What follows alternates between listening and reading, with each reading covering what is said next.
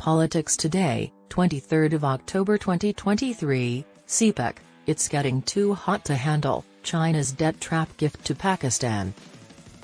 Long lengths of road known to the locals as the China-Pakistan Economic Corridor, or CPEC, pronounced CPEC, may come across while traveling through Pakistan. When traveling between cities, you might not even need to exit the CPEC. The two main cities of Pakistan, Lahore and Karachi, are located around 1,200 kilometers apart, and the average travel time between them has decreased from 20 to roughly 13 hours, based on just a portion of the 3,000-kilometer route. There have been a lot fewer power disruptions as a result of the CPEC-related power projects. Tens of thousands of Pakistanis are working as cheap labor on CPEC projects, a component of China's ambitious Belt and Road Initiative, BRI, to connect Eurasia seamlessly. However, the average individual in Pakistan would likely be elusive, if not downright depressed, when asked how the CPEC has affected their lives. They would tell you about the crippling inflation, the skyrocketing costs, the hopelessness of law and order, and the uncertainty surrounding postponed elections. The CPEC and its magic would not be discussed. However, what is worrying Pakistan these days can be related to the CPEC and the pressure of the new great game that Pakistan is up against. Background: the dominant Blue Seas and the Dragon. 10 years ago, many in Pakistan expected the China-Pakistan Economic Corridor, CPEC, which consists of electricity and energy projects, highways, railroads, and special economic zones, to be a game-changer for the chronically indebted country of South Asia, akin to the Marshall Plan, according to some observers. At a time when the outlook was otherwise dire, Pakistan's first commitment of $46 billion over 15 years came as a blessing. The amount has now increased to $62 billion. Pakistan was fascinated by the knowledge and capital of a nation that had the distinction of building prosperous port cities like Shenzhen out of almost nothing. China, on the other hand, had the closest sea access from its landlocked easternmost province of Xinjiang to the deepwater, warm-water port of Gwadar, which is located in Pakistan's Balochistan province, close to the Strait of Hormuz. It serves as the entry point for the CPEC, the BRI's principal route and a future commercial hub. China can now trade with Europe and the Middle East much more quickly because of Gwadar, which also gives it an alternate route for meeting its energy demands and cuts travel times by 10 to 20 days. The 12,000 kilometers maritime distance has been shortened to less than 3,000 kilometers on land. It is evident how important Gwadar is to China, given that Saudi Arabia is one of its top two oil suppliers. Furthermore, in a confrontation with Washington, the United States might be able to strengthen its grip on the choke points in the Strait of Malacca, which the U.S. Navy frequently patrols. Then, it is thought Gwadar might be able to provide China with unrestricted access to energy and might even be used as leverage for naval operations if it becomes necessary. It makes sense that China has been making significant investments in Gwadar, which is frequently referred to as the crown jewel of the CPEC. The port is already leased for 40 years to the China Overseas Ports Holding Company Pakistan, COFC. This has caused concern in the West, a nation that had previously relied heavily on support from the US, UK, and EU may find itself moving closer to China. Losing influence over Pakistan also means losing control over Afghanistan, which in turn implies that the Russia-China axis will gain ground on the United States in the new Great Game, which is South and Central Asia, with Pakistan's assistance.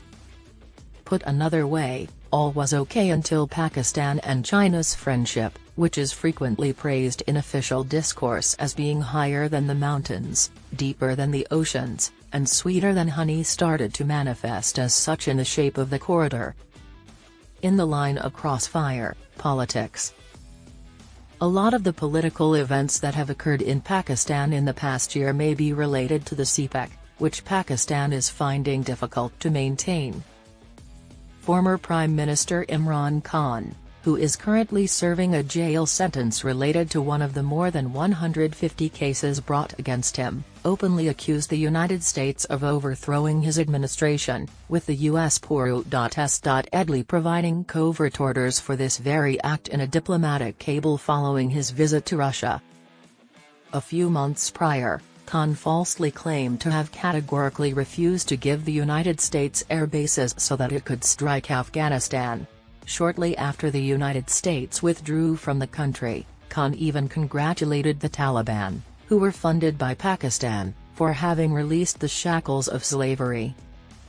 The last straw for Khan's government, though, was the prospect of a resurgence of relations between Pakistan and Russia, sparked by the Russian offer to sell wheat and oil to Pakistan on favorable terms when the US and EU.S. were trying to isolate Russia.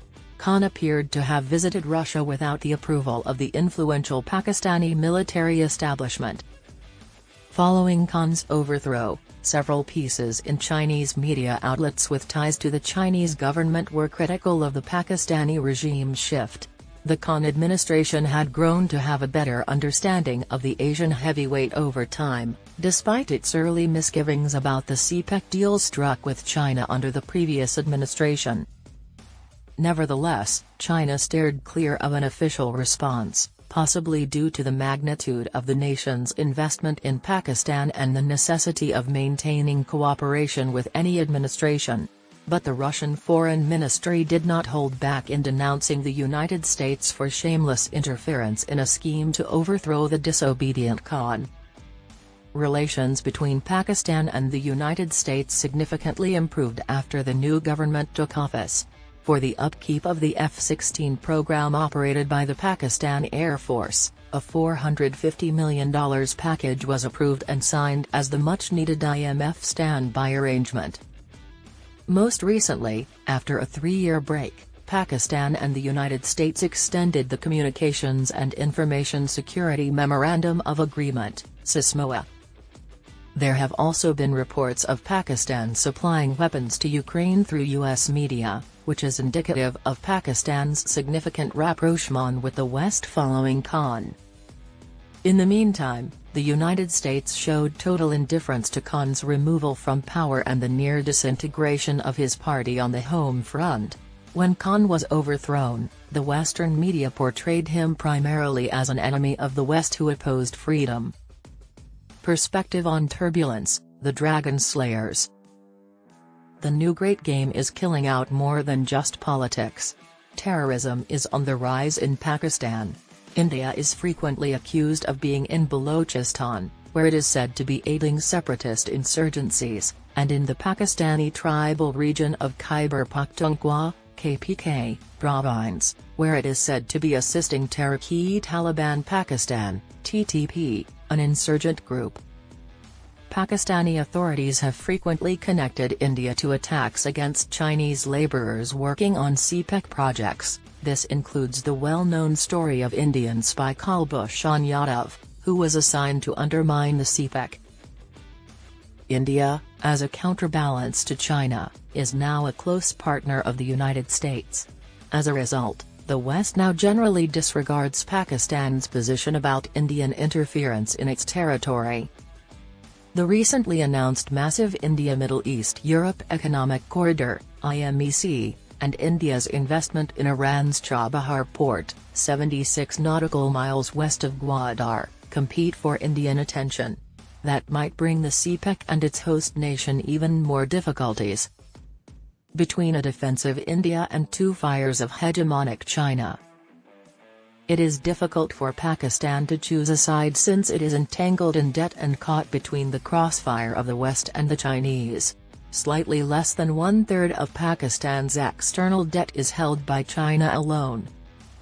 The Paris Club nations, where the West makes all the decisions, and multilateral organizations account for the majority of the remaining debt, which includes private and commercial debt. The revival of terrorism, the extraordinary political instability, and the growing debt are indicative of Pakistan's unwitting and unprepared descent into a global dilemma. The fight between the dragon and its hunters is scorching the earth below, while Islamabad appears to be considering staying on the fence.